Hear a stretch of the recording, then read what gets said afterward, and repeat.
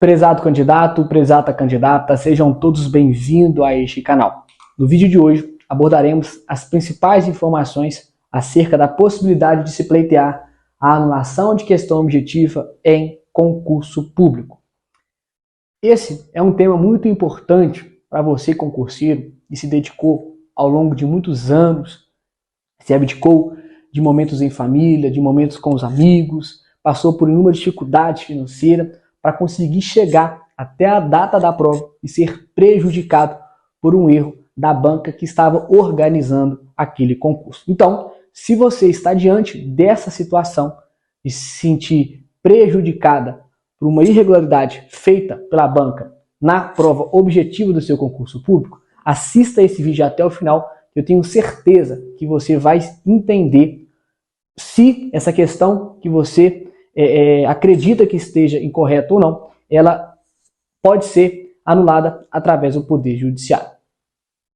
A obrigatoriedade de se ter concurso público está previsto na Constituição, no artigo 37, no seu inciso 2º, que dispõe o seguinte: a investidura em cargo público depende de aprovação prévia em concurso público de provas ou de provas e títulos. Então, obrigatoriamente, se a pessoa deseja se tornar servidora pública, ela deve ser aprovada em todas as etapas de um concurso público.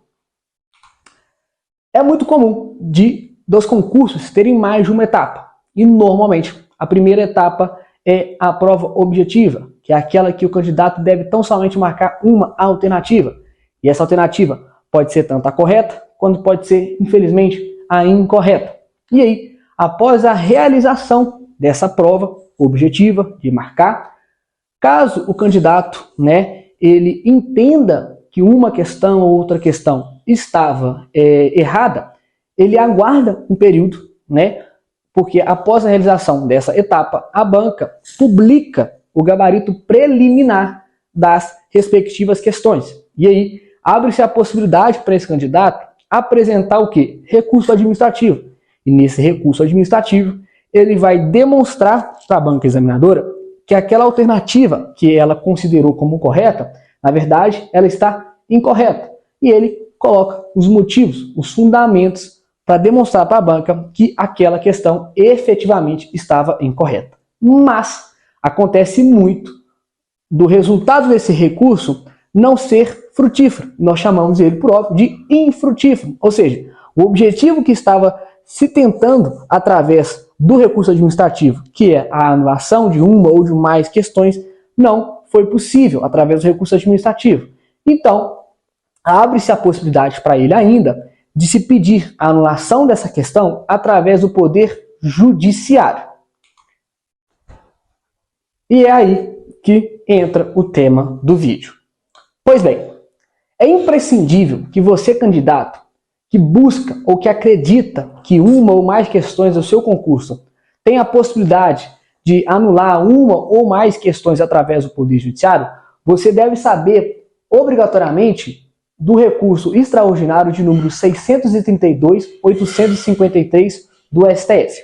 Esse recurso, ele chegou até o STF por conta que o Tribunal de Justiça do Estado do Ceará, ele anulou 8 questões objetivas de um concurso para o cargo de enfermeiro, no qual ele entendeu que, de fato, havia irregularidades nas questões e que, em razão disso, elas deveriam ser anuladas. O procurador-geral, representando o Estado do Ceará, discordou da decisão do Tribunal de Justiça do Estado do Ceará e interpôs esse recurso extraordinário. Esse recurso extraordinário, ele tem uma relevância em matéria de concurso público, especificamente na questão de anular através do Poder Judiciário questões objetivas, é porque ele deu o pontapé e pacificou o entendimento de quando vai ser possível o Poder Judiciário ele intervir em matéria de concurso público nessa etapa da prova objetiva e quando não vai ser permitido do Poder Judiciário intervir. Mas, voltando à própria decisão, e quando o STF foi analisar as razões interpostas pelo Procurador-Geral, ele entendeu que, de fato, sim, o Procurador-Geral, representando o Estado do Ceará, tinha razão. Por qual motivo, Ricardo, ele tinha razão? Porque o STF entendeu, de acordo com o que constava no processo, que o Tribunal de Justiça do Estado de Ceará, ele adentrou no mérito administrativo, uma vez que decidiu as questões com base em doutrina e literatura técnica em enfermagem, que o tribunal não detinha conhecimento técnico no assunto e que se valeu de perito para concluir que as questões estavam incorretas. O que demonstra que, em verdade, nesse caso em específico, o Poder Judiciário, o que é o seu dever é analisar a legalidade do ato administrativo, ele atuou mais substituindo o ato administrativo. Então ele acabou por violar um dos princípios que nós chamamos de separação dos poderes. Cada poder tem as suas funções típicas e, via de regras, outros poderes não devem fazer o quê? Intervi-las. Dito isso, o STF, com o intuito de pacificar essa discussão de quando vai ser possível ou não do Poder Judiciário adentrar e verificar a possibilidade de anular questões objetivas ou não através do Poder Judiciário, ele editou o tema 485, que assim dispõe: não compete ao Poder Judiciário substituir a banca examinadora para reexaminar o conteúdo das questões e os critérios de correção utilizados, salvo, e essa é a parte que nos importa nesse primeiro momento, ocorrência de ilegalidade ou de inconstitucionalidade. Ricardo, continua ainda não entendendo. Perfeito. Vou te explicar o que vem a ser salvo ocorrência de ilegalidade ou de inconstitucionalidade. Ao tratarmos sobre essas duas vertentes, inconstitucionalidade e ilegalidade, para ficar mais claro, imagine que ambas são gênero, o qual vão ter o quê? Espécies. E essas espécies, nós podemos subdividi-las em erro grosseiro. Então, se a sua prova tinha um erro grosseiro, imaginemos que a questão de matemática falava que faça a soma, 2 mais 2 equivale, todos nós sabemos, a 4. Mas em nenhuma das alternativas constava o número 4. Logo, há um erro grosseiro. Em razão disso, o Poder Judiciário pode intervir porque há um erro na decisão, né, do Poder Executivo, no mérito administrativo.